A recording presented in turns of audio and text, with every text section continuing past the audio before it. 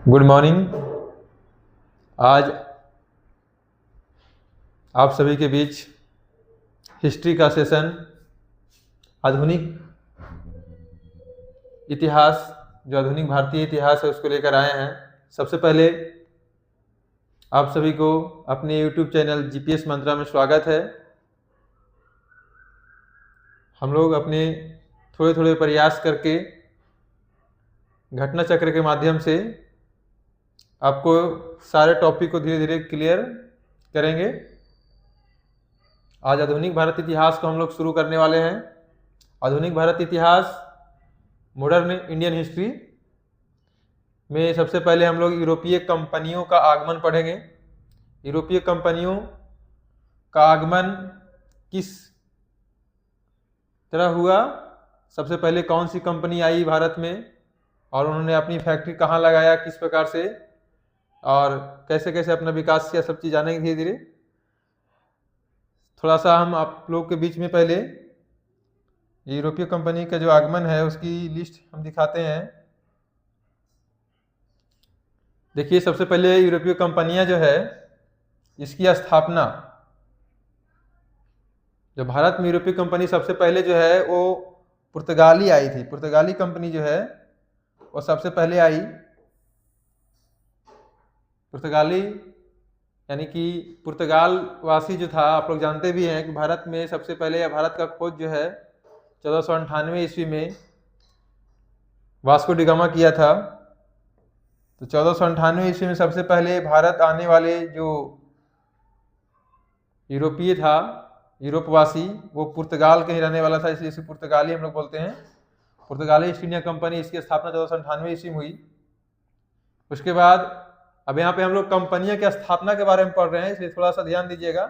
आगमन में थोड़ा सा चेंजिंग आएगा, अभी चीज बताएंगे हम। और अंग्रेजी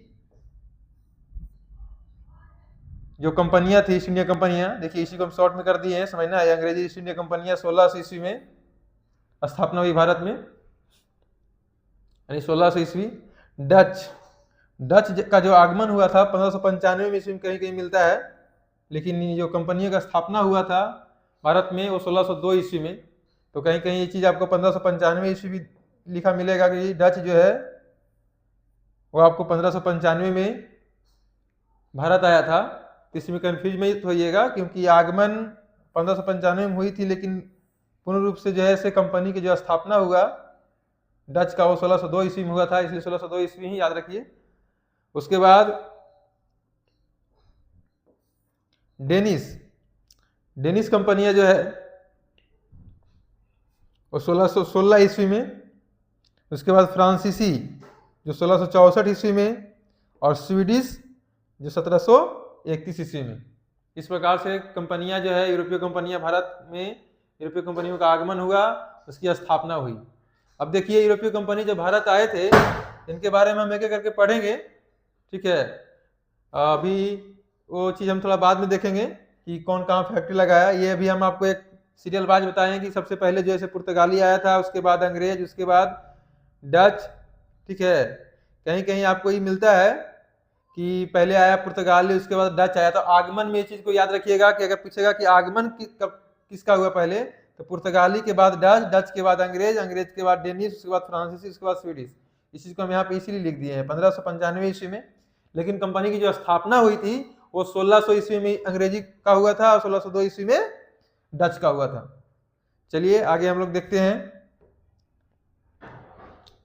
सबसे पहले जो नोट्स है यूरोपीय कंपनी का आगमन के बारे में, इसमें पढ़ेंगे, इससे रिलेटेड कुछ क्वेश्चन मिलेगा आगे, उसको हम लोग सॉल्व करेंगे। वास्को डी गामा, जैसा जानते हैं आप लोग, वास्को डी गामा के बारे में बहुत अच्छा से जानते हैं। हम लोग शुरू से पढ़ते आ रहे हैं, भारत का खोज किसने किया था? Vasco D gamma. Vasco D gamma है ना, वास्को डी गामा गुजराती पथ प्रदर्शक, ठीक है। वास्को डी गामा जो है केप ऑफ गुड होप के रास्ते से आया था, जो अफ्रीका में है। ये गुजराती पथ प्रदर्शक अहमद इब्न मजीद, ठीक है। ये अहमद इब्न मजीद जो था वो वास्को डी गामा को रास्ता दिखाने का काम किया था, ठीक है। ये गुजरात के रहने वाला था, अहमद इब्न मजीद। मजीद करके हम लोग इसको याद रखते हैं, पूछता भी है कि वास्को डी गामा को कालीकट बंदरगाह तक जो रास्ता दिखाया था पहुंचाने वाला, ये मजीद दिखाया था। मजीद एक मछुआरा था, ठीक है, मछली पकड़ने वाला मछुआरा था। इसी की सहायता से भारत के पश्चिमी तट पर स्थित बंदरगाह कालीकट बंदरगाह, ठीक है, कालीकट जो है वो केरल में पड़ता है। कालीकट बंदरगाह पश्चिमी तट का मतलब समझिए, पश्चिमी तट में आया था। पश्चिमी तट स्थित बंदरगाह कालीकट पर 20 मई 1498 को पहुंचा। किसके मदद से? तो मजीद, अहमद इब्न मजीद, याद रखिएगा, ठीक है। 1498 ईस्वी में 20 मई 1498 ईस्वी को भारत पहुंचा। उसने यहां पहुंचकर भारत के नए समुद्री मार्ग की खोज की। कालीकट के तत्कालीन शासक जमोरिन, ये देखिए याद रखिएगा, यहाँ का उसमें का राजा था कालीकट का जमोरिन। ये भी पूछता है कि वास्को डी गामा का स्वागत किसने किया था? तो कालीकट का राजा जमोरिन ने किया था। वास्को डी गामा के भारत आगमन से पुर्तगालियों एवं भारत के मध्य, देखिए सबसे पहले जो पुर्तगाली लोग भौगोलिक खोज के दौरान जो है उसका मेन जो पर्पस था वो व्यापार करना ही था। व्यापार के लिए ही वो समुद्री मार्गों का खोज कर रहे थे। तो पुर्तगाली एवं भारत के मध्य व्यापार के क्षेत्र में एक नए युग का शुभारंभ हुआ, ठीक है। किसके बीच में? पुर्तगालियों और भारत के बीच में व्यापार के एक नए युग का शुभारंभ हुआ। वास्को डी गामा ने काली मिर्च, देखिए याद रखिएगा, पूछता भी है क्वेश्चन कभी कभी, ठीक है। वास्को डी गामा ने सबसे पहले किस का व्यापार किया था भारत के साथ? तो काली मिर्च का व्यापार, ठीक है। काली मिर्च के व्यापार से 60 गुना अधिक मुनाफा कमाया, बहुत ज्यादा फायदा कमाया। 60 गुना मैंने समझिए बहुत ज्यादा होता है, जिससे अन्य पुर्तगाली, अब जब इतना मुनाफा ही कमाने लगा तो अन्य पुर्तगालियों को भी प्रोत्साहन मिला उसके बारे में। जब लोग जाने कि इतना मुनाफा, इतना फायदा हो रहा है, तो अन्य पुर्तगाली व्यापारियों को भी प्रोत्साहन मिला। 1505 ईस्वी में ऐसे माना जाता है कि एक चीज और यहाँ देखिए, 1505 से पहले एक चीज हम बताते हैं आपको। 1502 ईस्वी में कहीं कहीं पूछता है क्वेश्चन कि वास्को डी गामा दूसरी बार भारत कब आया था, ठीक है। तो ये दूसरी बार जो है भारत आया था वास्को डी गामा 1502 ईस्वी में। उसके बाद आपको देखिए 1505 ईस्वी में फ्रांसिस्को द अल्मीडा, ये नाम इंपॉर्टेंट है, ठीक है। 1505 ईस्वी में फ्रांसिस्को द अल्मीडा भारत में प्रथम पुर्तगाली वाइसराय, देखिए याद रखिएगा, पूछता है कि भारत आने वाला प्रथम पुर्तगाली वाइसराय एवं गवर्नर कौन था? प्रथम पुर्तगाली वाइसराय एवं गवर्नर कब आया था भाई? तो 1505 ईस्वी में, ठीक है। जब ये व्यापार करके गया वास्को डी गामा, ठीक है, उसके बाद इन लोगों को प्रोत्साहन मिला, अन्य पुर्तगालियों के बारे में इसके बारे में जानकारी मिला। तो 1505 ईस्वी में फ्रांसिस्को द अल्मेडा, ये नाम इंपॉर्टेंट है, फ्रांसिस्को द अल्मेडा कब आया भारत? 1505 ईस्वी में, ठीक है। और ये पुर्तगालियों का वाइसराय था, प्रथम पुर्तगाली वाइसराय एवं गवर्नर बनकर आया। व्यापारिक हितों के परिप्रेक्ष्य में हिंद महासागर, देखिए हिंद महासागर में प्रभुत्व स्थापित करने के लिए अल्मीडा, जो फ्रांसिस्को द अल्मीडा था, वो ब्लू वाटर पॉलिसी अर्थात नीला जल की नीति का प्रतिपादन किया। ये बहुत इंपॉर्टेंट क्वेश्चन है, बहुत ही इंपॉर्टेंट है, कई बार क्वेश्चन में पूछा है, ठीक है। हिंदी में पूछ सकता है और इंग्लिश में पूछ सकता है। ज्यादातर ये क्वेश्चन ब्लू वाटर पॉलिसी करके ही आता है। तो ब्लू वाटर पॉलिसी याद रखिएगा कि ब्लू वाटर पॉलिसी जो नीति है ये किसने प्रतिपादन किया था? तो फ्रांसिस्को द अल्मीडा। ये नाम बहुत ही इंपॉर्टेंट है। फ्रांसिस्को द अल्मीडा कौन था? तो एक पुर्तगाली गवर्नर था जो 1505 ईस्वी में भारत आया था, ठीक है। इसी को नीला जल की नीति भी हम लोग कहते हैं, नीला जल की नीति कहिए या फिर ब्लू वाटर पॉलिसी कहिए इंग्लिश में। इसका प्रतिपादन किसने किया था? तो आपको फ्रांसिस्को द अल्मीडा ने किया था। अल्मीडा के बाद, ये अल्मीडा के बाद फिर से जो है से एक गवर्नर आया। ये तो पहला गवर्नर है, पूछेगा कि पहला पुर्तगाली गवर्नर कौन भारत आया था? तो फ्रांसिस्को द अल्मीडा, ठीक है। उनका जो काम था वो एक काम याद रखिएगा, ब्लू वाटर पॉलिसी, ठीक है, नीला जल की नीति का प्रतिपादन किया था। अब आते हैं अल्फांसो द अल्बुकर्क 1509 ईस्वी में। 1509 ईस्वी में एक दूसरा पुर्तगाली गवर्नर बनकर आया जिसका नाम था Alfonso de Albuquerque. Alfonso de Albuquerque कब आए? 1509 ईस्वी में। उसने 1510 ईस्वी में बीजापुर के शासक आदिल शाह से गोवा छीनकर अपने अधिकार में कर लिया। देखिए 1510 ईस्वी में, ये भी डेट याद रखिए, 1510 ईस्वी में गोवा को छीनकर अपने अधिकार में कौन कर लिया? Alfonso de Albuquerque. तो ये भी नाम बहुत ही इंपॉर्टेंट हो जाता है। अल्फांसो द अल्बुकर्क जो है ये बहुत ही इंपॉर्टेंट नाम हो जाता है, समझे। इस चीज को भी हम लोग एक चीज समझेंगे। देखिए अल्फांसो द अल्बुकर्क जो है ये पहले ये अल्मीडा के बाद आने वाले दूसरे पुर्तगाली गवर्नर थे। 1509 में भारत आए और 1510 में बीजापुर के शासक था यूसुफ आदिल शाह। ये भी नाम याद रखिएगा, पूछ सकता है कि बीजापुर का शासक जो है यूसुफ आदिल शाह, ये भी नाम याद रखिएगा। इसी से गोवा छीनकर अपने अधिकार में कर लिया था और बहुत दिन तक गोवा को पुर्तगालियों ने अपने अधीन रखा। आप लोग पढ़े होंगे 19 दिसंबर 1961 ईस्वी को, मतलब भारत देश आजाद होने के बाद भी गोवा पर जो है अधिकार किसका था? पुर्तगालियों का था। 1961 ईस्वी में गोवा पूर्ण रूप से आजाद हुआ, 19 दिसंबर 1961 को। इसलिए 19 दिसंबर को गोवा मुक्ति दिवस भी मनाया जाता है। तो 19 दिसंबर 1961 तक इसके हाथ में रहा था। ये इंपॉर्टेंट है, याद रखिए, ठीक है। यहाँ से 2-3 जो पॉइंट बना, 1505 ईस्वी में आया था फ्रांसिस्को द अल्मीडा, पहले पुर्तगाली गवर्नर थे। उसके बाद इसने ब्लू वाटर पॉलिसी लाया। अल्मीडा जो है ब्लू वाटर पॉलिसी लाया, नीला जल की नीति। दूसरे जो गवर्नर आया अल्फांसो द अल्बुकर्क, ये 1509 ईस्वी में आया। और 1510 ईस्वी में आदिल शाह जो बीजापुर का शासक था उसे छीन करके गोवा को अपने अधीन कर लिया। ये इंपॉर्टेंट है। चलिए आगे देखते हैं।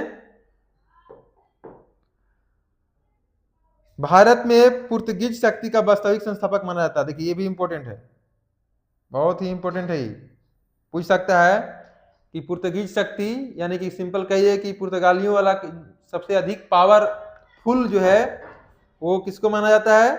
तो अल्फांसो द अल्बुकर्क को। अल्फांसो द अल्बुकर्क को पुर्तगीज शक्ति का जो है वास्तविक संस्थापक माना जाता है। मतलब पुर्तगालियों की शक्तियों का एक कहिए कि एक पावरफुल व्यक्ति था इन्होंने, और गोवा में अधिक से अधिक जो है इसने अपनी शक्ति के द्वारा गोवा को अपने अधीन में किया। अल्बुकर्क ने 1511 ईस्वी में दक्षिण पूर्वी एशिया की महत्वपूर्ण मंडी मलक्का एवं 1515 ईस्वी में फारस की खाड़ी के मुहाने पर स्थित था हरमुज, इस पर अधिकार कर लिया। देखिए बहुत इंपॉर्टेंट है। अल्बुकर्क ने गोवा छीनने के बाद क्या किया? 1510 में तो गोवा पर अधिकार कर लिया। 1511 ईस्वी में दक्षिण पूर्वी एशिया की महत्वपूर्ण मंडी था मलक्का, ठीक है, इस पर भी अधिकार किया। 1511 ईस्वी में मलक्का पर और 1515 ईस्वी में हरमुज पर। फारस की खाड़ी आज भी अभी हरमुज जो है बहुत चर्चा में है, ठीक है। हरमुज जो जलडमरू मध्य है ना, ये बहुत चर्चा में है। और मलक्का जलडमरू मध्य भी है। ये भी हम लोग आगे जब ज्योग्राफी में कुछ एक सेशन लेके आएंगे, ठीक है, उसके बारे में पढ़ेंगे। मलक्का किससे किसके बीच में है और हरमुज किसके बीच में है? फारस और ईरान की खाड़ी के बीच में इसको माना जाता है, ठीक है। पढ़ने मिलेगा इसको आगे। चलिए अभी आगे देखते हैं हम लोग हिस्ट्री के बारे में। आपको अभी सिर्फ इतना याद रखना है कि 1511 ईस्वी में मलक्का पर अधिकार किया और 1515 में हरमुज पर। अल्बुकर्क के बाद प्रमुख गवर्नरों में से एक नीनो डी कुन्हा। अल्बुकर्क के बाद जो गवर्नर आया वो हुआ नीनो डी कुन्हा। इनका नाम था नीनो डी कुन्हा। यह 1529 से 1538 तक गवर्नर रहा। याद रखिएगा, पहले जो गवर्नर आए कौन थे? अल्मेडा है ना। उसके बाद अल्बुकर्क और उसके बाद आया नीनो डी कुन्हा। कभी कभी ये सब क्वेश्चन, ये जो है गवर्नर, इनसे भी क्वेश्चन बनता है, ठीक है। अल्मेडा जो था पहले गवर्नर था, 1505 में आया, ब्लू वाटर पॉलिसी लाया, ठीक है, नीला जल की नीति। और ये अल्बुकर्क तो कहीं नहीं पावरफुल था, 1509 ईस्वी में आया गवर्नर बनकर, दूसरे गवर्नर के रूप में। और आते के साथ 1510 में जो बीजापुर के शासक था आदिल शाह, इससे गोवा छीन लिया और अपने अधीन कर लिया। उसके अलावा 1511 ईस्वी में और 1515 ईस्वी में 2 मंडी को अपने अधीन किया। 1511 में किया आपको मलक्का को और 1515 में किया हरमुज को। उसके बाद आया कुन्हा, नीनो डी कुन्हा, 1529 से लेकर 38 तक, ठीक है, 9 साल गवर्नर रहा। पुर्तगाली यात्री वास्को डी गामा ने भारत के मार्ग की स्पेनी यात्री, देखिए याद रखिएगा, यहां से थोड़ा स्क्रॉल कर लेते हैं ऊपर, आसानी से पढ़ने में आसानी होगा। पुर्तगाली यात्री वास्को डी गामा, देखिए तो हम लोग जान ही रहे हैं, ने भारत के मार्ग की स्पेन के यात्री था कोलंबस। इसके बारे में हम लोग जानते हैं, पढ़े हैं, इन्होंने जैसे अमेरिका का खोज किया था। अमेरिका की ब्रिटेन के कैप्टन कुक ने ऑस्ट्रेलिया की तथा हॉलैंड के तस्मान ने वान डीमंस लैंड, जो वर्तमान में तस्मानिया है, तथा न्यूजीलैंड की खोज की। देखिए ये कुछ भौगोलिक खोजों के बारे में इसमें दिया है कि वास्को डी गामा तो भारत का खोज किया, इसके बाद जो एक स्पेन यात्री था कोलंबस, इन्होंने अमेरिका का खोज किया। ब्रिटेन का एक यात्री था, यानी ब्रिटेन के रहने वाले ब्रिटेनवासी जो था कैप्टन कुक, इन्होंने ऑस्ट्रेलिया का खोज किया। तो ये भी एक सब कभी कभी पूछता है क्वेश्चन, ये भी याद रखिए, पूछ सकता है कि ऑस्ट्रेलिया का खोज किसने किया था? कैप्टन कुक ने। कैप्टन कुक कहाँ का था? तो ब्रिटेन का था। अमेरिका का खोज किसने किया था? तो कोलंबस ने किया था। कोलंबस कहाँ का था? स्पेन का था।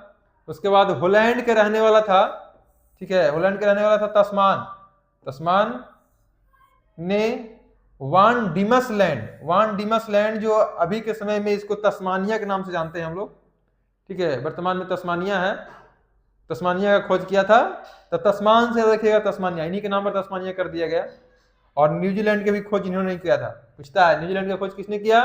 तो तस्मान ने। पुर्तगालियों के भारत में प्रथम दुर्ग समझिए, किला इसको बोलते हैं हम लोग, ठीक है, दुर्ग यानी कि किला, जो बड़े बड़े किला होते थे। भारत में यूरोपीय दुर्ग का निर्माण अल्फांसो द अल्बुकर्क, यही तो पावरफुल था भाई, यही तो करेगा, ठीक है, 1503 ईस्वी में कोचिन में कराया गया था। अल्फांसो द अल्बुकर्क, इस समय वह गवर्नर नहीं था, लेकिन गवर्नर इसमें नहीं था वो, ठीक है, लेकिन फिर भी गवर्नर तो 1505 ईस्वी में बन के आया ना। अल्बुकर्क कब बन के आया? 1505 में बन के आया ही अल्बुकर्क, ठीक है, याद रखिए इसको, 1505 में बन के आया। लेकिन पूछ सकता है कि पुर्तगालियों की फैक्ट्री जो है, ठीक है, तो 1503 ईस्वी में फैक्ट्री लगी थी इसकी। किला बोलिए या फैक्ट्री बोलिए या कारखाना बोलिए, जो भी बोलिए, ठीक है। तो पुर्तगालियों की जो पहली फैक्ट्री लगी वो कहाँ लगी? कोचिन में। कब लगी? 1503 में। किसने लगवाया था? ठीक है, तो अल्फांसो द अल्बुकर्क, उसमें गवर्नर नहीं था, लेकिन इनके ही सहयोग से, इनके द्वारा ही किया गया था, ठीक है। देखिए अभी जो हम लोग पढ़े थे वही चीज इसमें है। यहाँ पे हम इसमें एक लिख के रखे हैं, यूरोपीय कंपनी एवं उसके द्वारा लगाया गया प्रथम फैक्ट्री। देखिए पुर्तगालियों द्वारा जो है, पुर्तगालियों द्वारा पहला फैक्ट्री कहाँ लगाया गया? कोचिन में। कब लगाया गया? 1503 ईस्वी में, ठीक है। डच जो है वो पहला फैक्ट्री मछलीपट्टनम में लगाया। कब? 1605 ईस्वी में, ठीक है, 1605 ईस्वी में पहला फैक्ट्री लगाया। कहाँ? मछलीपट्टनम में, डच ने। अंग्रेज पहला फैक्ट्री मछलीपट्टनम में लगाया था 1611 ईस्वी में। देखिएगा इस चीज के लिए कहीं कहीं ये चीज समझना है, ये मिलता है कि अंग्रेजों द्वारा लगाया गया पहला फैक्ट्री कहाँ था, तो कहीं कहीं सूरत मिलता है। इस चीज को भी थोड़ा सा हम क्लियर कर देते हैं यहाँ पे, ठीक है। तो दोनों में ऐसा क्यों है, क्या इशू है कि जो कहीं सूरत मिलता है और कहीं आपको मछलीपट्टनम मिलता है? तो देखिए अंग्रेजों द्वारा जो लगाया गया पहला फैक्ट्री था वो रियलिटी में मछलीपट्टनम ही था, लेकिन ये था एक टेम्पररी फैक्ट्री, अस्थायी रूप से था, ठीक है। 1611 ईस्वी में जो मछलीपट्टनम में लगाया गया था वो एक अस्थायी रूप से था, लेकिन बाद में 1613 ईस्वी में सूरत में अंग्रेजों द्वारा जो लगाया गया फैक्ट्री था ये परमानेंट या कह सकते हैं कि अस्थायी रूप से लगाया गया फैक्ट्री था, इसलिए कहीं कहीं एक चीज आता है, तो दोनों में कंफ्यूज मत होइएगा। पहला फैक्ट्री जो लगा था अस्थायी रूप से लगे या अस्थायी रूप से लगे, लेकिन पहला लगा था मसूलीपट्टनम में ही 1611 में। उसके बाद डेनिस आते हैं, डेनिस ने ट्रावनकोर जो तमिलनाडु में है, नाम से ही लग रहा है तमिलनाडु का है, इस 1620 ईस्वी में अपनी फैक्ट्री लगाए थे ट्रावनकोर तमिलनाडु में, ठीक है। उसके बाद आते हैं फ्रांसीसी भी अपने सूरत में ही फैक्ट्री लगाते हैं। देखिए ये सब जो है क्या है, सब एक तरह से अभी समुद्री किनारे है, समुद्र के किनारे ही फैक्ट्री लगाते थे, क्योंकि व्यापार करने में लोग आसानी होता था, तो सब समुद्र के किनारे ही स्थित है। 1668 ईस्वी में सूरत में फ्रांसीसी लोग जैसे अपना फैक्ट्री लगाया। 1664 में इन लोग आया था, देखिए 1664 में फ्रांसीसी आया था, 1668 में फैक्ट्री लगाया, ठीक है। स्वीडिश का कुछ ऐसा नहीं मिलता, इसलिए इसके नहीं लिखे हैं। अभी इसे एक बार इसको रिकॉल कर ले। देखिए पुर्तगाली ईस्ट इंडिया कंपनी भारत में कब आया? 1498 ईस्वी में आया। फैक्ट्री कहाँ लगाया? कोचीन में लगाया। कब लगाया? 1503 में लगाया, है ना। आया 1498 में, कोचीन में फैक्ट्री लगाया कब? 1503 में। अंग्रेज लोग 1600 ईस्वी में फैक्ट्री कब लगाया? 1611 ईस्वी मसूलीपट्टनम में, ठीक है। इससे पहले डच लोग फैक्ट्री लगाया था, ठीक है। इसका आगमन 1595 माना जाता है, ठीक है, 1595 में। लेकिन 1602 ईस्वी में पूर्ण रूप से इसकी कंपनी की जैसे यहाँ पे नींव डाला था कंपनी अपना, इसलिए 1602 ईस्वी में इसका मसूलीपट्टनम में 1605 ईस्वी में फैक्ट्री लगा, या किला कहिए, कारखाना कहिए, जो भी कहिए। उसी प्रकार से डेनिस आते हैं, डेनिस अपना फैक्ट्री लगाया ट्रावनकोर में 1620 में। फ्रांसीसी 1664 में आते हैं, 1668 में फैक्ट्री लगाते हैं। चलिए फिर से हम लोग अपने नोट्स पे चलते हैं। तो 1503 में देखिए जो पढ़े हम लोग 1503 में, है ना, 1503 में जो है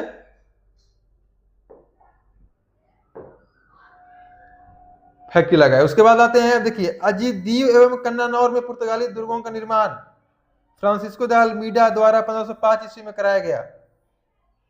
1505 में फिर बाद में भी दुर्ग बना, किला बना, दो जगह किला बना, एक अजीदीव और एक कन्नौर में, कन्नानौर।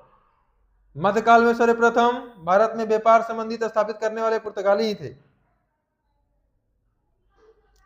भारत में यूरोपीय व्यापारिक कंपनियों के आगमन का क्रम देखिए दिया है इसमें। सबसे पहले पुर्तगाली आया, अभी हम पढ़ के भी गए हैं 1498 ईस्वी में, है ना।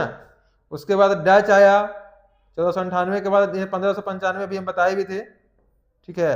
लेकिन ये बुक का अलग अलग चीजें हैं, इसलिए थोड़ा सा याद रखिए। कहीं कहीं 1595, 1498 में आपका पुर्तगाली आया, पुर्तगीज जिसको बोलते हैं। अंग्रेज 1600 ईस्वी में आया, है ना। फिर डेनिस आया, फिर फ्रांसीसी आया। भारत में पुर्तगाली सबसे पहले आए 1498 ईस्वी में, सबसे अंत में आए सबसे पहले आए और सबसे अंत में गए, वो लिखा है इसमें। देखिए अभी बता गए थे ना 1961, ठीक है। कौन? गोवा पर अल्बुकर्क था ना जी, अल्बुकर्क था। देखिए अल्बुकर्क, ठीक है। अल्बुकर्क ने बीजापुर के शासक आदिल शाह से गोवा को छीना और इतना समय तक उस पर रहा था, ठीक है। 19 दिसंबर 1961 को छोड़ के गया। सबसे अंतिम में गोवा को ही मुक्त किया था, ठीक है। ऐसे इसके अलावा और भी पुर्तगालियों के अधीन में बहुत सारे थे, लेकिन सबसे अंतिम का हम बात कर रहे हैं, इसलिए गोवा को हम बता रहे हैं कि गोवा को सबसे अंतिम में मुक्त किया था। 19 दिसंबर 1961 को मनाया था उसको कि मुक्त किया। वर्ष 1961 में गोवा का पुर्तगाली गवर्नर जनरल मैनुएल, देखिए यहां से याद रखिएगा, मैनुएल एंटोनियो वसालो ए सिल्वा, नाम थोड़ा टेढ़ा है, सिल्वा, 1958 से 1961 ईस्वी तक जिसका कार्यकाल था, इस गवर्नर का कार्यकाल 3 साल का था, 1958 से 61, इन्होंने ही मुक्त किया था। भारत की स्वतंत्रता प्राप्ति के दौरान गोवा का गवर्नर जनरल जोसे फेरेरा बोसा था। जोसे फेरेरा बोसा 1961 के समय जो है गोवा का गवर्नर था। लेकिन अगर पुर्तगालियों के गवर्नर की बात किया जाए, पुर्तगाली गवर्नर मतलब टोटल सिर्फ पुर्तगालियों का तो सिर्फ तो गोवा पर कब्जा नहीं था, इसके अलावा भी और क्षेत्रों पर कब्जा था, इसलिए पूरा पुर्तगाली का गवर्नर उसमें कौन था? उसका नाम था मैनुएल एंटोनियो वसालो ए सिल्वा। लेकिन गोवा का था जोसे फेरेरा बोसा। यूरोपीय शक्तियों में सर्वप्रथम पुर्तगाली व्यापारियों ने भारत में समुद्रिक व्यापार केंद्र स्थापित किए। पुर्तगालियों ने 1503 ईस्वी में कोचीन में पहली फैक्ट्री, एक अभी पढ़ रहे थे हम लोग, कोचीन में लगाया पहला फैक्ट्री, कोचीन में पहला फैक्ट्री लगाया। अभी देखते हैं, फिर से हम लोग ऊपर स्क्रॉल कर रहे हैं थोड़ा सा, यहाँ से देखिए 1503 में कोचीन में फैक्ट्री लगाया, 1505 ईस्वी में कन्नूर में अपनी दूसरी फैक्ट्री लगाया। ठीक है, पहला कभी कभी दूसरा भी पूछ देता है, इसलिए इंपॉर्टेंट है। पूछ सकता है कि पुर्तगालियों द्वारा अपनी दूसरी फैक्ट्री कब और कहाँ लगाई गई, तो 1505 ईस्वी में कन्नूर में। पहला लगभग सबको याद रहता है, ठीक है, कि 1503 में कोचीन में लगाया, है ना, लेकिन दूसरा कभी कभी पूछ सकता है, तो 1505 ईस्वी में कन्नूर में। 1534 ईस्वी में पुर्तगालियों ने बंगाल के शासक गियासुद्दीन महमूद शाह से सतगांव और चटगांव में अपनी फैक्ट्री स्थापित करने की अनुमति प्राप्त की। देखिए ये दोनों बंगाल का क्षेत्र है, सतगांव और चटगांव जो है दोनों बंगाल के क्षेत्र है। ठीक है, और बंगाल का शासक था उसमें गियासुद्दीन महमूद शाह। ठीक है, इसे अनुमति प्राप्त किया तो सतगांव में और चटगांव में। ठीक है, ये दोनों जगह फैक्ट्री लगाने की अनुमति मिला इन लोगों को। पुर्तगालियों द्वारा हुगली को बंगाल की खाड़ी में समुद्री लूटपाट के लिए अड्डे के रूप में इस्तेमाल किया जाता था। ये भी इंपॉर्टेंट है, पूछता है कभी कभी। ठीक है, कि पुर्तगालियों के लिए जो है समुद्री लूटपाट का अड्डा के रूप में किसे उन्होंने अपना बनाया था, तो पुर्तगालियों द्वारा हुगली जो है, अभी हुगली डिस्ट्रिक्ट है बंगाल का। ठीक है, हुगली नदी के भी है, जो गंगा से कट के बनती है हुगली बन जाता है, जो बंगाल की तरफ जाती है हुगली नदी। ठीक है, इसी पे हावड़ा ब्रिज भी है, हुगली ब्रिज भी है, एक हावड़ा ब्रिज भी है। 1632 ईस्वी में मुगल बादशाह शाहजहां ने हुगली में पुर्तगाली बस्तियों को पूरी तरह नष्ट किया। देखिए याद रखिए, शाहजहां मुगल बादशाह था। ठीक है, मुगल बादशाह शाहजहां ने पुर्तगाली बस्तियों को नष्ट किया। कहाँ पे? हुगली में जो बस्ती बसाया था। ये भी पूछता है, पुर्तगालियों की एक बस्ती कहाँ थी? हुगली में। ठीक है, लूटपाट का केंद्र भी कहिए, इसका लूटपाट का केंद्र था। इसको नष्ट किसने किया था? शाहजहां ने, मुगल बादशाह शाहजहां। शाहजहां के बारे में जानते ही हैं आप लोग।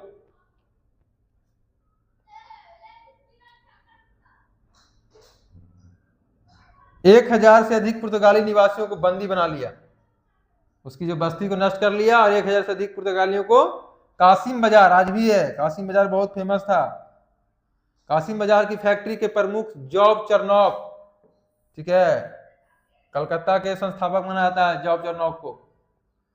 कासिम बाजार की फैक्ट्री के प्रमुख जॉब चरनॉफ ने अंग्रेजों के व्यापार केंद्र के लिए हुगली के स्थान पर सुत्तानुती अथवा सुतनौती कलकत्ता का स्थल को चुना। सुत्तानुती आज भी है, सुत्तानुती जो जगह है बंगाल में है। ठीक है, कोच्चि 1814 ईस्वी में ब्रिटिश उपनिवेश के तहत शामिल हुआ। कोच्चि को 1814 ईस्वी में ब्रिटिश उपनिवेश की तहत शामिल कर लिया गया। कोच्चि जो केरल का क्षेत्र है, एक बंदरगाह के रूप में है।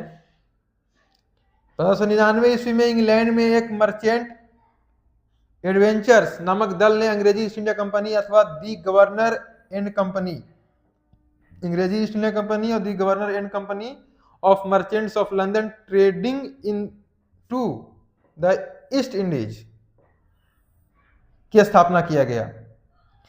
उसके बाद दिसंबर 1600 में ब्रिटेन की महारानी एलिजाबेथ प्रथम, ये भी इंपॉर्टेंट क्वेश्चन है, दिसंबर 16 ईस्वी में ब्रिटेन के महारानी एलिजाबेथ प्रथम ने इसे पूर्व के साथ व्यापार हेतु 15 वर्षों के लिए, इसी तो पूछा था ना, ईस्ट इंडिया कंपनी को स्टार्टिंग में जो है जो व्यापार करने का जो अधिकार दिया गया था मात्र 15 साल के लिए दिया गया था।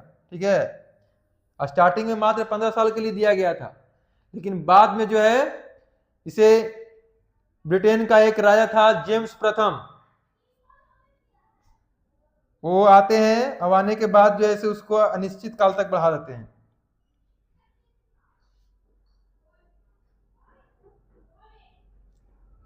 इस दौरान भारत का बादशाह था अकबर। अकबर के समय में ही हुआ था, आप लोग जानते भी हैं। ठीक है, कि अकबर का कार्यकाल जो है 1556 से लेकर 1605 था। बाबर, हुमायूं, उसके बाद अकबर, तीसरे मुगल बादशाह था ही। लिवेंट कंपनी को 1593 ईस्वी में स्थल मार्ग से भारत में व्यापार करने का अधिकार पत्र प्राप्त हुआ। ये याद रखिएगा, लिवेंट कंपनी, ठीक है, ये कोई व्यक्ति का नाम नहीं था, एक कंपनी था। लिवेंट कंपनी को ही सबसे पहले 1593 में स्थल मार्ग से भारत में व्यापार करने का अधिकार प्राप्त हुआ था। लिवेंट कंपनी को कितने, 1593 में, ठीक है, यानी कि अकबर के समय में। जहांगीर के शासनकाल में इंग्लिश ईस्ट इंडिया कंपनी की सर्वप्रथम 1611, देखिए यहाँ पे दिया भी है, 1611 में मसूलीपट्टनम अथवा मछलीपट्टनम इसको कहते हैं, यहाँ पे एक अस्थायी, देखिए यही चीज हम बता रहे थे, अस्थायी कारखाना स्थापित किया गया 1611 में। बाद में देखिए 1613 ईस्वी में सूरत में स्थापित कारखाना अंग्रेजों का प्रथम अस्थायी कारखाना लगा, परमानेंट जिसको बोल सकते हैं, प्रथम अस्थायी कारखाना, इसलिए बोलते हैं अस्थायी कारखाना। अगर पूछेगा प्रथम अस्थायी कारखाना कहाँ लगा, तो सूरत में लगा 1613 में। लेकिन सिर्फ कारखाना की अगर बात बोलेगा तो कारखाना तो ये भी था, भले अस्थायी हो या अस्थायी हो।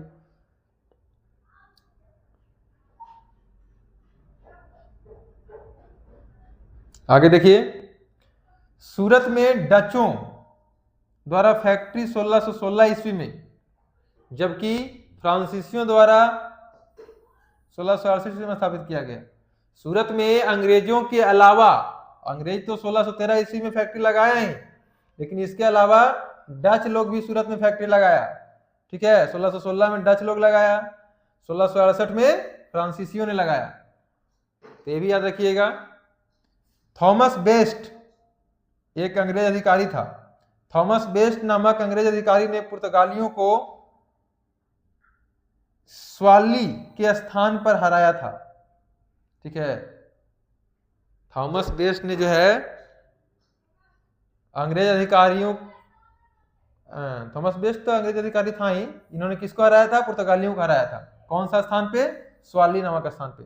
1661 ईस्वी में इंग्लैंड के सम्राट चार्ल्स द्वितीय का विवाह पुर्तगाल की राजकुमारी कैथरीन से, ठीक है, ये इंपॉर्टेंट है, बहुत इंपॉर्टेंट है।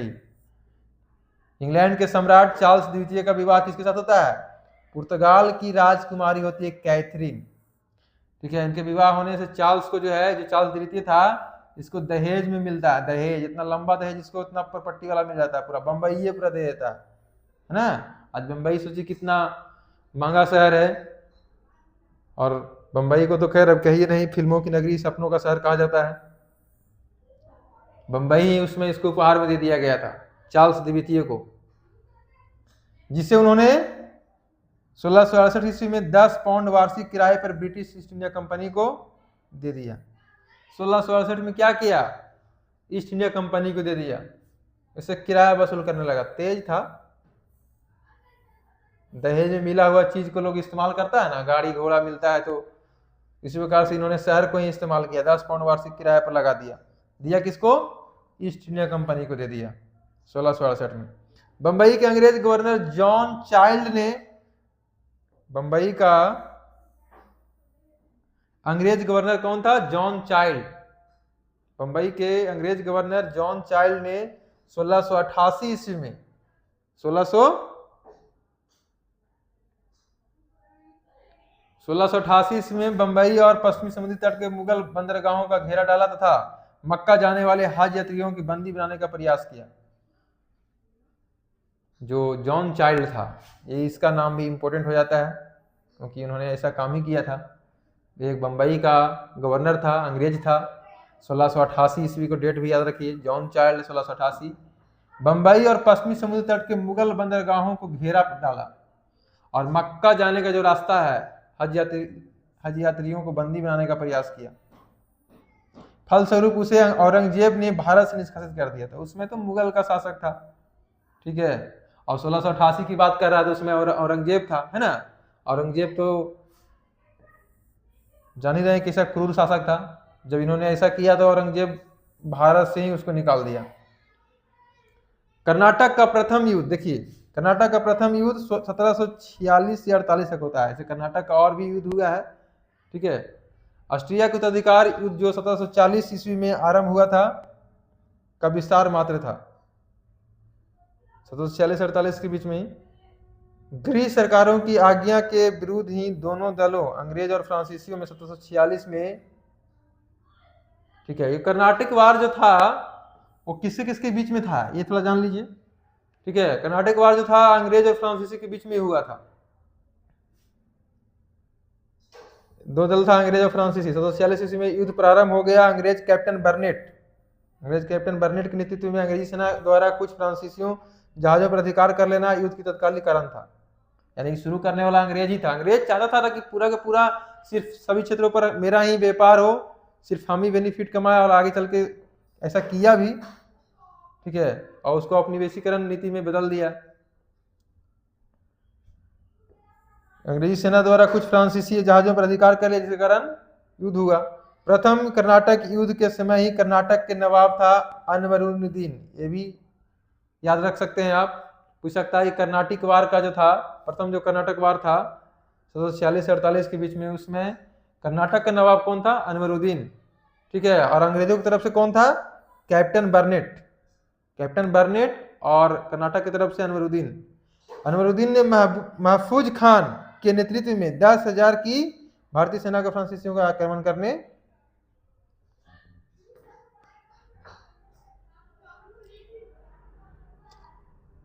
महफूज खान को भेजा, है ना, महफूज खान को भेजा। अनवरुद्दीन ने ही महफूज खान को भेजा, क्योंकि उसके जहाज पर कब्जा कर लिया था अंग्रेज लोग ने। कैप्टन पैराडाइज के नेतृत्व में फ्रांसीसी सेना अडियार नदी पर स्थित सेंट थॉमे नामक स्थान पर नवाब की सेना को पराजित किया, ठीक है। अंग्रेजों ने जो है नवाब की सेना को पराजित कर दिया। यूरोप में युद्ध बंद होते ही कर्नाटक का प्रथम युद्ध समाप्त हो गया। एक्स-ला-शापेल की संधि, ये भी पूछता है, कर्नाटक की जो प्रथम युद्ध था वो किस संधि के तहत समाप्त हुआ था? एक्स-ला-शापेल की संधि 1748 में होती है। ऑस्ट्रिया के उत्तराधिकार का युद्ध समाप्त हो गया तथा मद्रास अंग्रेजों को पुनः प्राप्त हो गया। फिर से मद्रास जो है अंग्रेजों को प्राप्त हो गया। अब आते हैं, देखिए यहाँ सब पढ़ेंगे हम लोग डुप्ले के बारे में, ठीक है। ये तो आपको कुछ चीजें जो है आपको फिर से एक बार रिकॉल करना पड़ेगा। डुप्ले ने पहली बार हथकंडे प्रयोग किए। पैसा हथकंडा प्रयोग किया जो भारत को जीतने के लिए अंग्रेजों के मार्गदर्शन बने। यह डुप्ले ही था जिसने पहली बार यूरोपीय सेना को भारतीय राज दरबारों में भारतीय व्यय पर नियुक्त करवाया, ठीक है। ये और जो था ना, ये पूरा भारत को बर्बाद करने के लिए आया था। यूरोपीय सेना होगा और खर्चा किसका होगा इसमें? ठीक है, भारतीय व्यय होगा, भारत का खर्चा होगा। भारतीय राज दरबारों में यूरोपीय सेना को नियुक्त किया भारतीय व्यय पर, जिसने पहली बार यूरोपीय हितों के लिए भारतीय राजनीति में हस्तक्षेप किया तथा भारत में यूरोपीय साम्राज्य की नींव रखी, ठीक है। भारत में यूरोपीय स्वराज की नींव रखने का काम डुप्ले ने ही किया था। लुई 14वें के मंत्री कॉलवर्ट द्वारा, लुई 14वें आप जानते हैं, लुई 14वें, लुई 16वें, ये सब के बारे में, ये सब फ्रांस के रहने वाले थे, फ्रांस के राजा था। लुई 14वें के मंत्री था कॉलवर्ट द्वारा 1664 ईस्वी में फ्रेंच ईस्ट इंडिया कंपनी की स्थापना हुई, अभी पढ़े भी हम लोग, जिसे कंपनी देश इंदेश ओरिएंटलेस कहा गया, देश इंदेश ओरिएंटलेस कहा गया फ्रेंच कंपनी को। फ्रांसीसी कंपनी का निर्माण राज द्वारा हुआ और राज की ही इसका सारा खर्च देता था। 1667 ईस्वी में फ्रांसीसी कैरो, याद रखिएगा, कैरो के नेतृत्व में एक अभियान दल भारत के लिए रवाना हुआ, जिसने 1668 ईस्वी में सूरत में पहले व्यापारिक कारखाना स्थापित किया। अभी पढ़ा गए 1664 में भारत आया फ्रेंच लोग, और 1668 में पहली बार फैक्ट्री लगाया कहाँ? सूरत में। किसके नेतृत्व में लगाया? तो फ्रांस कैरे के नेतृत्व में लगाया, है ना, फ्रांसीसी कैरे याद रखना, 1668 ईस्वी में। अब देखिए है मैकार्रा गोलकुंडा के सुल्तान से एक अधिकार पत्र प्राप्त किया। मैकार्रा एक व्यक्ति था, ठीक है। मैकार्रा जो है, और ये मैकार्रा जो था फ्रांसीसी था, और गोलकुंडा के सुल्तान से एक अधिकार प्राप्त किया। 1669 ईस्वी में मसूलीपट्टनम में दूसरी फ्रांसीसी कोठरी स्थापित की। देखिए ये भी इंपॉर्टेंट है, पूछ सकता है कि फ्रांसीसियों ने पहली फैक्ट्री कहाँ लगाया था? तो सूरत में। कब लगाया था? कब लगाया था? पहली फैक्ट्री जो है आपको 1668 ईस्वी में लगाया। कब, कहाँ? 1668 में सूरत में पहली फैक्ट्री। लेकिन अगर दूसरी फैक्ट्री की बात करें तो दूसरी फैक्ट्री 1669 में, 1 साल बाद। कहाँ? मसूलीपट्टनम में। ठीक है, तो वही चीज है, वो भी याद रखने की जरूरत है। जैसे हम लोग अभी पढ़े थे कन्नौर में पुर्तगालियों द्वारा लगाया गया दूसरा फैक्ट्री था, है ना, 1505 में। भूल गए होंगे आप लोग, 1505 में।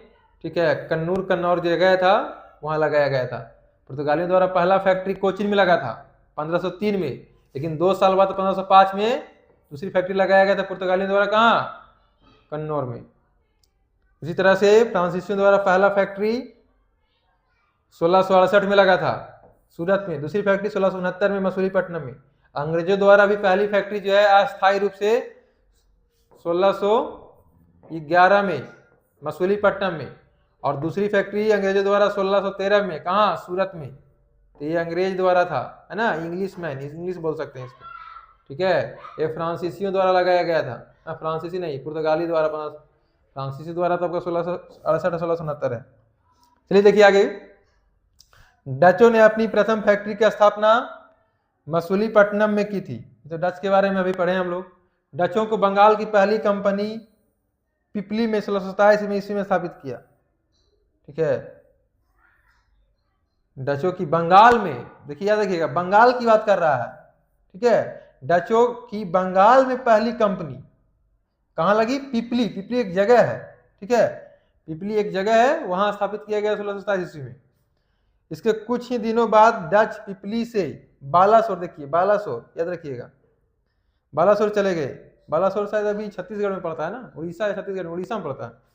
परंतु बंगाल में डचों का व्यापार सही ढंग से 1653 ईस्वी में शुरू हुआ, जब उन्होंने चिनसूरा में अपनी कंपनी स्थापित की। चिनसूरा ये भी बंगाल का ही कोई क्षेत्र होगा। डच किले को गुस्ताउस फोर्ट के नाम से जानते थे। ठीक है, जो भी डच का किला होता था ना, डच के किला को गुस्ताउस फोर्ट कहते थे। गुस्ताउस फोर्ट। यूरोपवासियों को सर्वोत्तम सोरा और अफीम बिहार से प्राप्त होता। बहुत ही इंपॉर्टेंट क्वेश्चन है। ठीक है, बिहार के एग्जाम में तो कई बार ये क्वेश्चन पूछा है। सोरा, यूरोपवासियों को पहली बार बिहार से पहली बार यूरोपवासियों ने किस चीज का व्यापार किया था? तो सोरा और अफीम का। ठीक है, बहुत ही इंपॉर्टेंट है ये, सोरा और अफीम बिहार से प्राप्त हुआ था। अंग्रेजी शासनकाल में बिहार अफीम उत्पादन में प्रसिद्ध था। अफीम के उत्पादन में बिहार प्रसिद्ध था अंग्रेजी शासनकाल में, इसलिए यहां से व्यापार होता था इसका, सोरा और अफीम। आगे देखते हैं हम लोग। देखिए कुछ चीजें दिया है। भारत में यूरोपीय शक्तियों का आगमन का क्रम देखिए इस प्रकार दिया है। पहले आया पुर्तगाली, फिर आया डच। डेट अभी बताया आपको 1498, है ना, 1498, 1595, 1600, है ना, इस प्रकार से फिर डेनिश आया। अभी देखिए आपको यहाँ पे बताए थे हम। ठीक है, 1498 में पुर्तगाली आया। ठीक है, 1600 में अंग्रेज, 1595 में डच, 1616 में डेनिश, 1664 में फ्रांसीसी और 1731 में स्वीडिश लोग, जो स्वीडन वासी था। तो ये चीज है। उसके बाद फ्रांसीसी, जबकि इनकी कंपनियों की स्थापना के वर्ष अलग अलग है। देखिए कंपनी जो था, पुर्तगाली कंपनी तो 1498 ईस्वी में स्थापना वर्ष माना जाता है। जब भी हम पढ़ा के जा रहे हैं, चीज देखो यहाँ पे दिया हुआ है ना।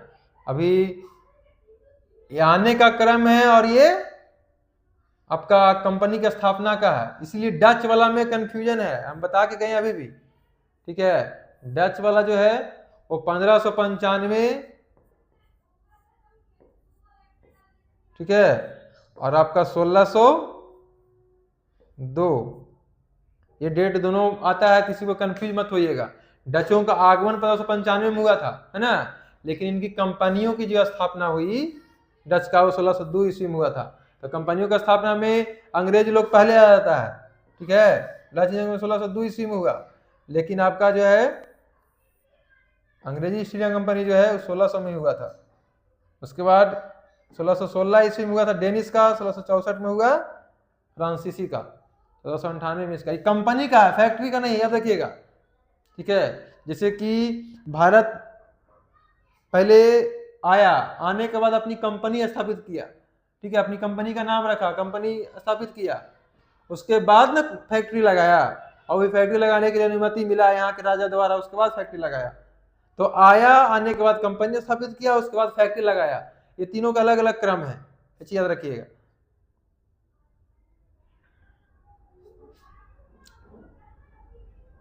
चलिए इस चीज को एक बार हम क्वेश्चन के ऊपर चलते हैं।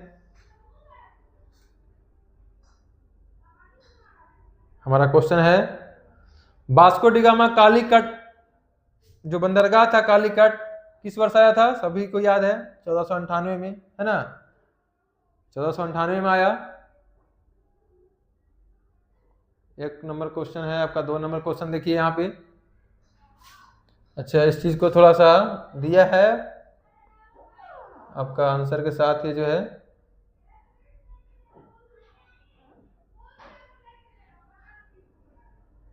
अच्छा यहीं पे है।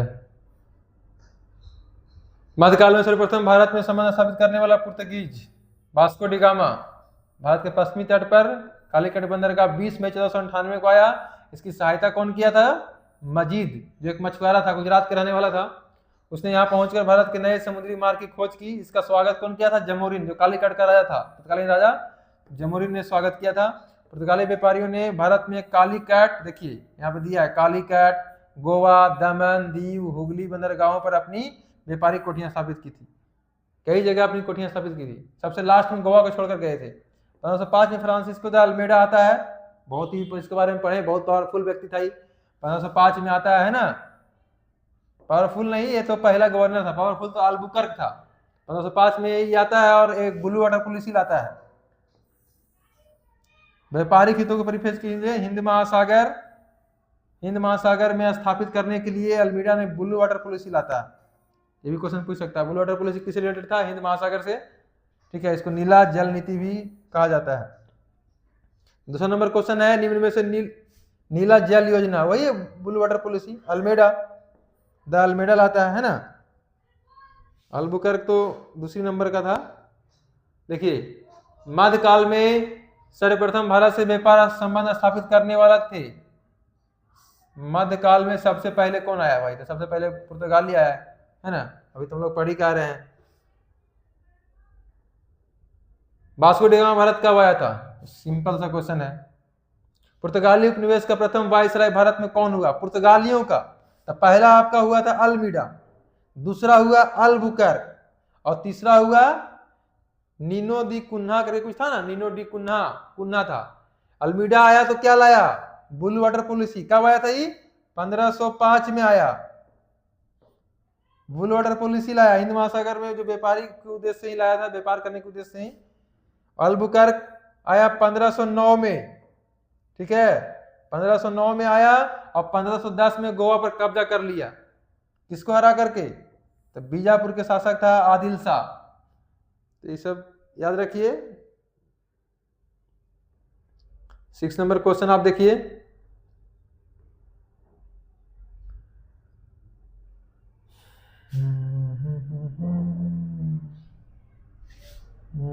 आप लोग को थोड़ा सा दिखाई नहीं देगा ना, चलिए बड़ा ही रहने देते हैं। निम्नलिखित में से किसने वास्को डी गामा का कालीकट में स्वागत किया? सिंपल सा क्वेश्चन है, जमोरिन। सूचीवान को सूची 2 में शामिल कीजिए तथा नीचे दिए गए कोड का सही उत्तर चुनिए। वास्को डी गामा, तो वास्को डी गामा क्या होगा? पुर्तगाल होगा।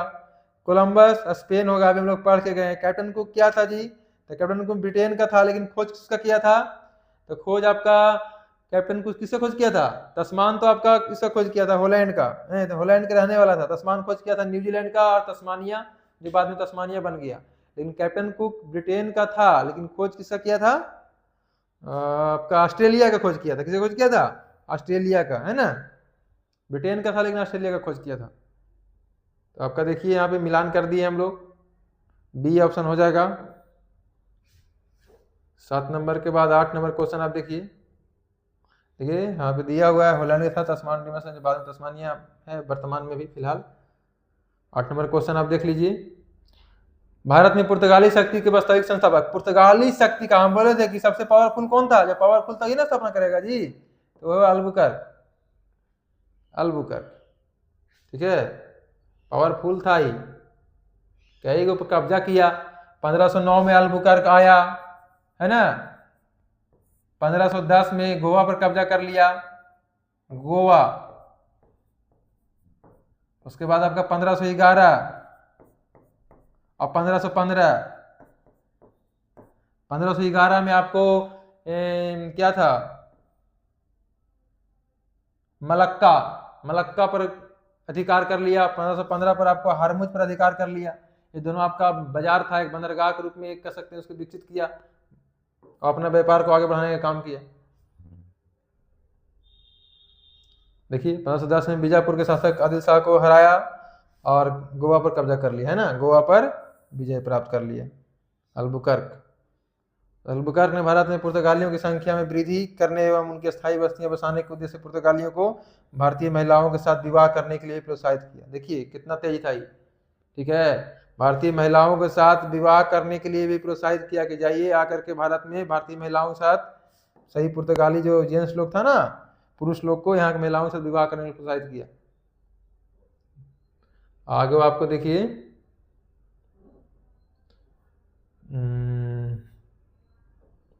9 नंबर क्वेश्चन ना, 9 नंबर क्वेश्चन आपका देखिए, भारत में यूरोपीय शक्तियों के प्रवेश के संदर्भ में निम्न में से कौन सा कथन सही है। यूरोपीय शक्तियों के प्रवेश, बस इतने समझना आपको। तो पुर्तगालियों ने 1499 में गोवा पर कब्जा किया था, तो बिल्कुल गलत है। कब कब्जा किया था, 1510 में, है ना। अंग्रेजों ने अपना पहला कारखाना दक्षिण भारत में मछलीपट्टनम में लगाया था, बिल्कुल सही है। भले अस्थाई था, अस्थाई कारखाना था अंग्रेजों द्वारा। 1611 में 1611 में पूर्वी भारत में अंग्रेजी कंपनी ने 1633 में उड़ीसा में पहला कारखाना लगाया। ठीक है, पूर्वी भारत में बात कर रहा है, ठीक है। तो पूर्वी भारत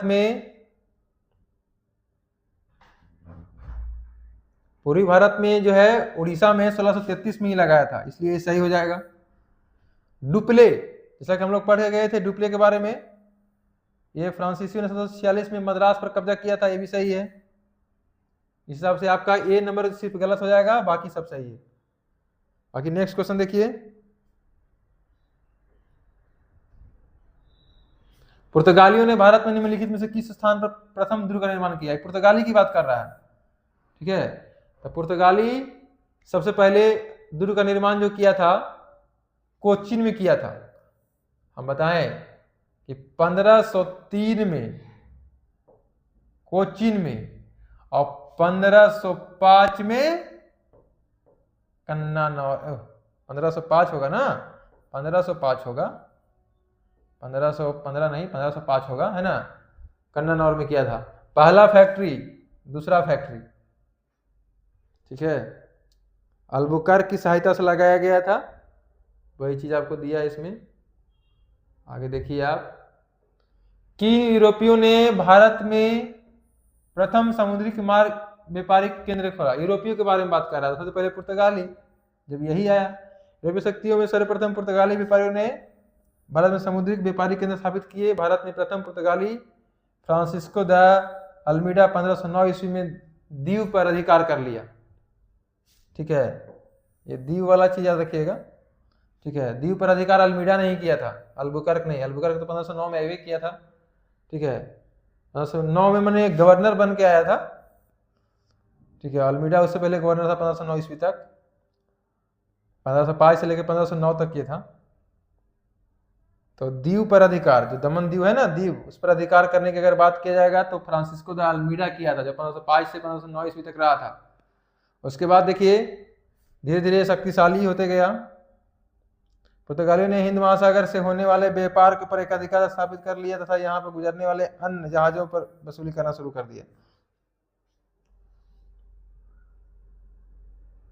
बंगाल की निम्नलिखित फैक्ट्रियों में से एक जो पुर्तगालियों द्वारा स्थापित की गई थी, है ना, पुर्तगालियों द्वारा स्थापित बंगाल की जो फैक्ट्री था उसमें बंगाली द्वारा जो स्थापित किया गया पुर्तगाली द्वारा, वो क्या था, हुगली।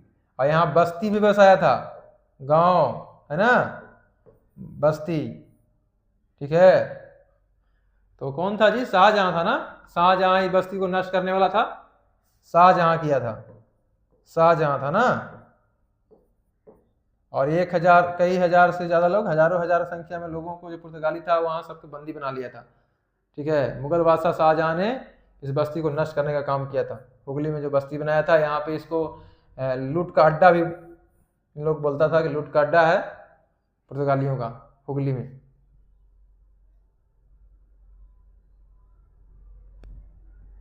चलिए आगे देखिए।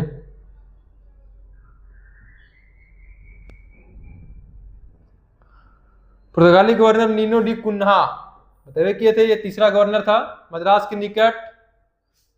निकट सेंट थोमी और बंगाल में हुगली में पुर्तगाली बस्तियां स्थापित किया, यही स्थापित किया था हुगली में बस्तियां, ठीक है। और मद्रास के निकट ये सेंट थोमी में भी किया था, बंगाल में तो किया था हुगली में, और मद्रास में सेंट थोमी में। पूर्वी समुद्र तट के पुर्तगाली वाणिज्य का विस्तार किया। 1534 में पुर्तगालियों ने बंगाल के शासक गयासुद्दीन मोहम्मद शाह से, अभी बोले थे सतगांव और चटगांव, गयासुद्दीन मोहम्मद शाह वहां उस समय का शासक था बंगाल का, फैक्ट्रियां स्थापित करने की अनुमति प्राप्त किया था। इसके बाद संपूर्ण बंगाल में अनेक पुर्तगाली बस्तियों की स्थापना की गई। देखिए बार बार पढ़ने से क्या होगा कि आपको याद होगा। अभी हम लोग अगर पहले नोट्स पढ़े और उसके बाद क्वेश्चन में जो हमारा एक्सप्लेनेशन दिया है उसको ही पढ़ रहे हैं। चटगांव जिसे पुर्तगाली महान बंदरगाह के रूप में अभिहित करते थे, उनके द्वारा प्रयुक्त किया जाता था, किंतु 16वीं सदी में सतगांव का पतन हो गया और उसका स्थान हुगली ने ले लिया। चिनसुरा में डचों ने गुस्तावुस किले का निर्माण कराया था। ये चिनसुरा याद रखिएगा डच के बारे में। श्रीरामपुर डेनिस का प्रमुख केंद्र था, है ना, यहाँ जो हम लोग पढ़े थे श्रीरामपुर किसका केंद्र था, डेनिस का, और चिनसुरा डच, याद कैसे रखेंगे, ठीक है। तो देखिए डच में चा आता है तो डच का हो जाएगा चिनसुरा, और श्रीरामपुर डेनिस, श्री से सा और डेनिस में सा आता है तो डेनिस से श्रीरामपुर याद रखिएगा। डेनिस का प्रमुख केंद्र श्रीरामपुर हो गया और चिनसुरा किसका केंद्र था, डचों का। नेक्स्ट क्वेश्चन देखिए। पांडिचेरी, जिसको अभी पुद्दुचेरी भी कहते हैं, निम्नलिखित कथनों में विचार कीजिए। पांडिचेरी पर कब्जा करने वाली पहली यूरोपीय शक्ति पुर्तगाली थे। देख लीजिए, पांडिचेरी पर यानी पुद्दुचेरी पर कब्जा करने वाला पहली शक्ति, सही चुनना है। और उनमें कौन सा कथन सही है, तो बिल्कुल सही है। पांडिचेरी पर कब्जा करने वाले दूसरी यूरोपीय शक्ति फ्रांसीसी थे।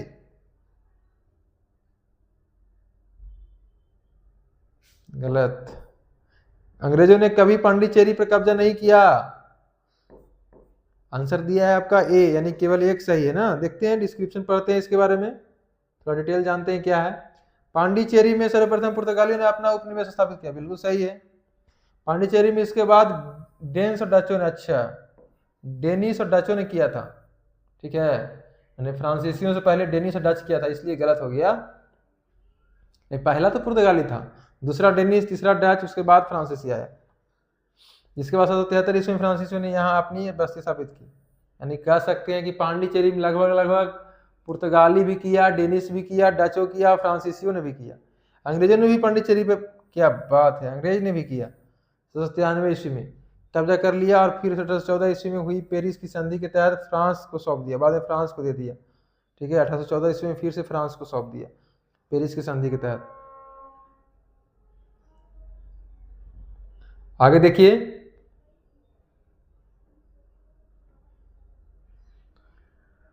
हुगली को बंगाल की खाड़ी में समुद्री लूटपाट के लिए, अभी बता गए थे कि हुगली को जो लूटपाट का केंद्र किसने बनाया था, पुर्तगालियों ने बनाया था, है ना।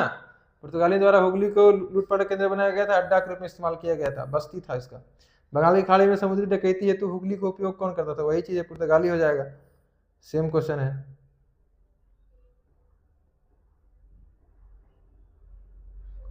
आपका कितना नंबर क्वेश्चन है, 16 नंबर ना। चलिए 16 नंबर क्वेश्चन देखिए।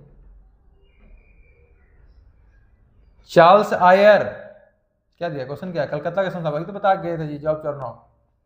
ठीक है, 3 को मिला के जॉब चरनॉक बनाया था। एक सुतानुती था, ठीक है, एक कलकत्ती था, है ना, और एक आपका और क्या था, कलिकती, सुतानुती।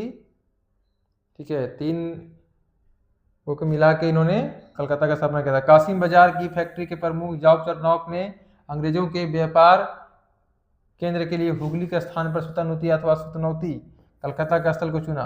उसे ही कलकत्ता का संस्थापक माना जाता है। हालांकि मई 2003 में दिए गए अपने निर्णय में कलकत्ता उच्च न्यायालय एक खंडपीठ ने जॉब चरनॉक को कलकत्ता संस्थापक न मानते हुए कहा कि कलकत्ता कालीकता जॉब चरनॉक के आगमन से पूर्व अस्तित्व में था तथा इस आधार पर कलकत्ता का स्थापना 24 अगस्त 1690 में नहीं माना जा सकता। ऐसा कह डालते कि इसका स्थापना से मैंने इससे पहले भी था, भले कलकत्ता नहीं था, कलिकती था, लेकिन था। कलकत्ता किसने बसाया, तो बस वही आएगा। अभी तो यही हम लोग मारेंगे, जॉब चरनॉक ही मारेंगे, जो भी हो।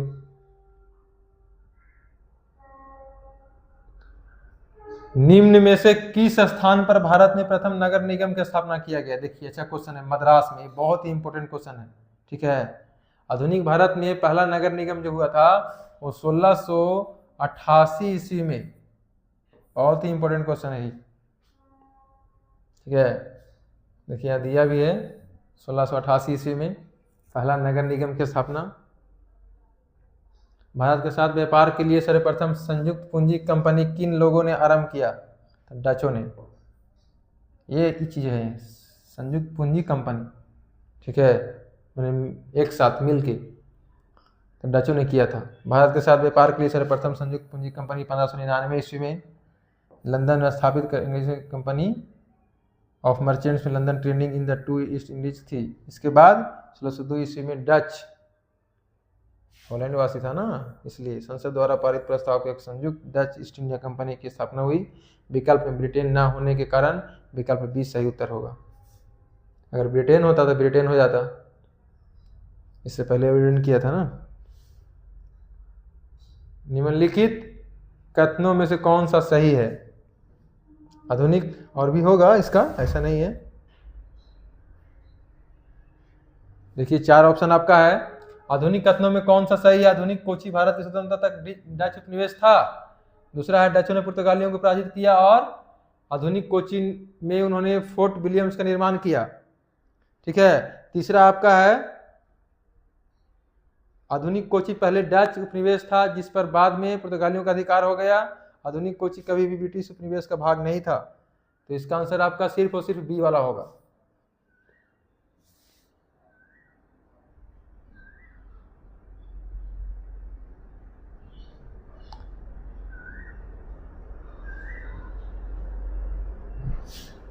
अभी और भी बहुत सारे क्वेश्चन हैं।